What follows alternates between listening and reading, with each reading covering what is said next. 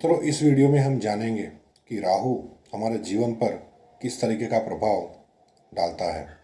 नमस्कार मित्रों, मैं आचार्य प्रदीप कुमार शर्मा मेरे YouTube चैनल पर आपका स्वागत करता हूं। मित्रों, राहु और केतु ये दोनों राक्षस समुद्र मंथन के समय पर गलती से धोखे से अमृत पान करने जा रहे थे। अमृत इनके गले तक पहुंचा ही था कि विष्णु जी ने अपने सुदर्शन चक्र से राहु का गला काट दिया और धड़ का जो हिस्सा बना ये राहु रहा और बिना धड़ का जो नीचे का हिस्सा होता है वो केतु बन गया। यानी कि राहु के पास दिमाग, चाहे वो गलत तरीके से इस्तेमाल करना हो या सही डायरेक्शन में इस्तेमाल करना हो, ये राहु का काम है। और मेहनत बिन फिजूल की गलत डायरेक्शन में मेहनत करते रहना, करना क्या है ये पता ही ना होना, कंफ्यूज बने रहना, ये केतु का प्रभाव रहता है। केतु मोक्ष का कारक भी है। साथ ही साथ अब राहु अगर आपका फर्स्ट हाउस में बैठा हुआ है, फर्स्ट बॉक्स में राहु अगर आपका बैठा हुआ है, तो फर्स्ट हाउस जो है वो हम खुद को देखते हैं, हमारा व्यक्तित्व, हमारा स्वभाव, हमारी मानसिकता, हमारा लक्षण, हमारा यश, मान सम्मान, रिस्पेक्ट। राहु फर्स्ट हाउस में आपके अंदर एक भ्रम पैदा कर देता है, सच्चाई से बिल्कुल विपरीत। आपको यूं लगता है कि सब कुछ जो चल रहा है वो सब कुछ मेरे हिसाब से चल रहा है, लेकिन राहु की महादशा, राहु की अंतर्दशा जब जब आपके ऊपर लगना शुरू होती है तब सच्चाई का सामना आपको करना है। तब आपको ये लगेगा कि जब जो मैं सोच रहा था बिल्कुल इसके विपरीत है परिस्थिति। जब हम ड्राइविंग करते हैं कार को तो हमारे सामने एक कोहरा सा छा जाता है सर्दियों में, ये राहु है। यानी कि रास्ता बिल्कुल सीधा है लेकिन हमें उस कोहरे के कारण रास्ता दिख नहीं रहा। यानी गलत फहमियों का पर्दा हमारे समक्ष डल जाता है। हम सही को गलत और गलत को सही समझने की भूल कर बैठते हैं। यानी कि यहाँ पर राहु एक भ्रम पैदा कर देता है। दूसरे भाव का जो राहु है, दूसरा भाव जो है ये हमारे धन का है।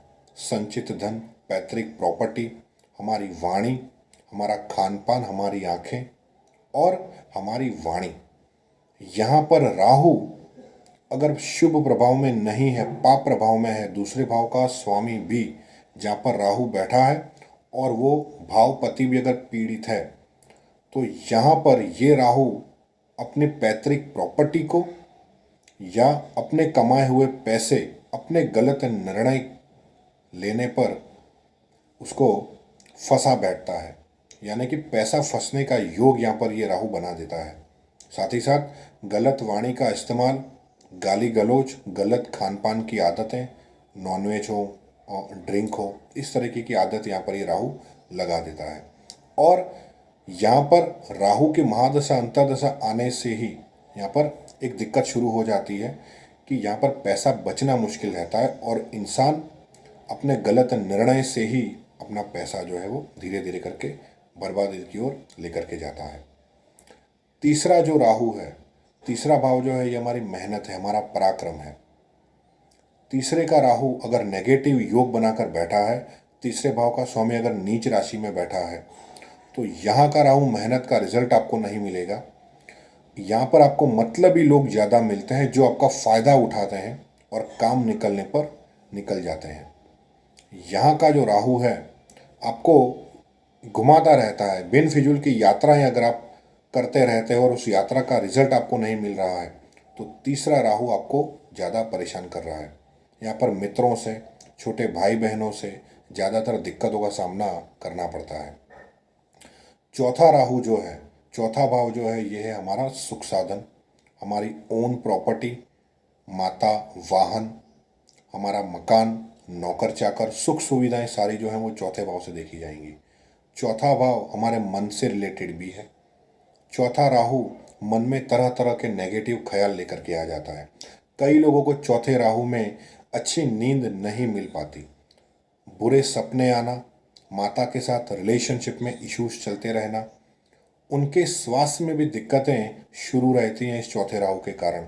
साथ ही साथ ये चौथा राहु अपनी प्रॉपर्टी मिलने में या प्रॉपर्टी बेचने में या वाहन खरीदने में या वाहन बेचने में समस्याओं का सामना करवा देता है। कोई ना कोई लीगल प्रॉब्लम्स आ जाना, इस तरह की दिक्कतें चलती रहती हैं इस चौथे राहु के कारण। साथ ही साथ अगर ये किसी पॉलिटिशियन की कुंडली है और ये चौथा राहु यहाँ पर जनता का विरोध करना पड़ता है, जनता का सपोर्ट यहाँ पर नहीं मिल पाता, चाहे जनता का हो चाहे समाज में हो, उस तरीके का एक सपोर्ट जो हमें चाहिए वो नहीं मिल पाता। पंचम भाव का जो राहु है ये शिक्षा में प्रॉब्लम कर देता है। एजुकेशन जब हम लेने पर होते हैं, शुरुआती दौर में शिक्षा में मन ना लगना, मन का भटकाव महसूस होना, देन यहाँ पर रिलेशनशिप में हम किसी के साथ हैं तो वहाँ पर भी रिलेशनशिप अच्छे नहीं हो पाते, बात बात पर बहसबाजी शुरू हो जाना, गलत फहमियों के कारण रिश्ता टूट जाना। यहाँ पर पेट जन्य दिक्कतें राहु दे देता है, पाचन तंत्र से संबंधित दिक्कतें, इस तरह की प्रॉब्लम यहाँ पर शुरू हो जाती है। साथ ही साथ यहाँ पर अगर राहु पाप प्रभाव में ज़्यादा हो तो संतान प्राप्ति में दिक्कत महसूस हो जाती है। डॉक्टरों के चक्कर यहाँ पर बार बार लगते हैं कि संतान होने में दिक्कत आ रही है। छठे का जो राहु है ये यहाँ पर आपको बीमारियों से परेशान कर देता है। अगर ये पाप प्रभाव में ज़्यादा है तो यहाँ पर कंपटीशन या कॉम्पिटिटर से डर लगा रहता है। शत्रु परेशान करते हैं, चाहे वो शत्रु हो, गुप्त शत्रु हो, कॉम्पिटिटर से आप ज़्यादा परेशान रहेंगे। यहाँ पर कर्जे का भी योग बन जाता है, बड़े लेवल पर धोखा मिलने का योग यहाँ पर बन जाता है। यहाँ का राहु जो है वो स्वास्थ्य संबंधित प्रॉब्लम उस तरीके की देता है जो हमें पता भी नहीं होती और रिपोर्ट में निकलती है कि ये प्रॉब्लम मुझे आई। सप्तम का जो राहु है ये यहाँ पर सप्तम भाव हमारे लाइफ पार्टनर का है, हमारे बिजनेस का है, डेली वेजेस की इनकम का है, पार्टनरशिप का है। सप्तम भाव का राहु यहाँ पर रिलेशनशिप में इश्यूज दे देता है, शादी होने में देरी होना, शादी होने के बाद दाम्पत्य जीवन में मनमुटाव, छोटी छोटी बातों पर बहसबाजियाँ, ये सप्तम का राहु। साथ ही साथ पार्टनरशिप में अगर आपने व्यापार शुरू किया है तो पार्टनर के साथ भी मनमुटाव शुरू हो जाते हैं और व्यापार उस तरीके से नहीं चल पाता जिस तरीके से हम मेहनत करते हैं। यहाँ पर अष्टम भाव में राहु एक डीप रिसर्चर प्लैनेट है। जो लोग इस तरीके के काम से जुड़े हुए हैं जहाँ पर डीप रिसर्च करना हो, मेडिकल क्षेत्र में हो या ऐसे कई क्षेत्र हैं जहाँ पर दिमाग का एक डीप हमें इस्तेमाल करना होता है, वहाँ ये राहु अच्छा होता है। बाकी यहाँ का राहु जो है वो बीमारियाँ, अगर ये मंगल के साथ यहाँ पर राहु बैठा हो तो चोट चपेट की दुर्घटना ज़्यादा देता है। पाइल से संबंधित दिक्कत यहाँ पर राहु दे देता है मंगल के साथ अगर यहाँ पर राहु हो।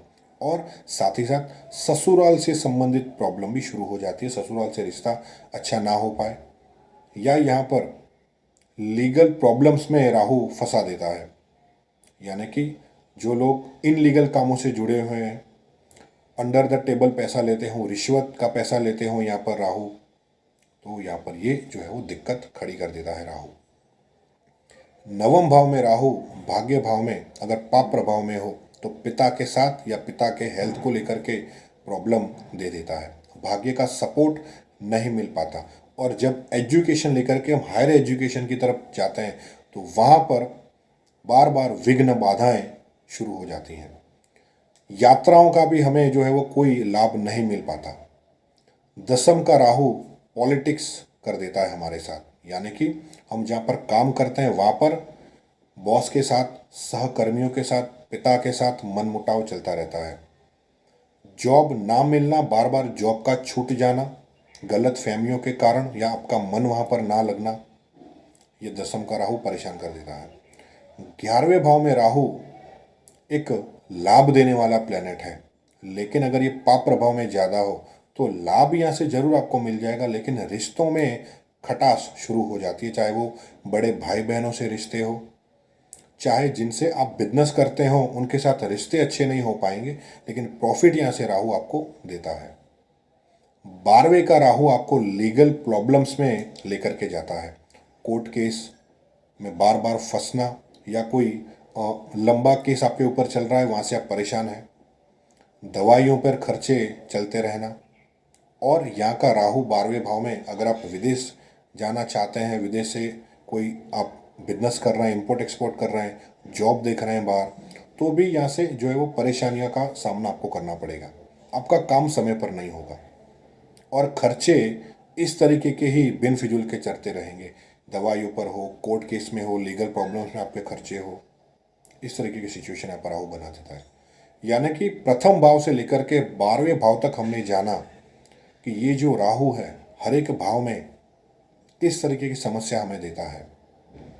इसके अगले वीडियो में हम जानेंगे कि अगर ये राहु पॉजिटिव है, शुभ प्रभाव में है, तो इसका क्या रिजल्ट मिलेगा, ये हम अगले वीडियो में जानेंगे। तब तक के लिए नमस्कार।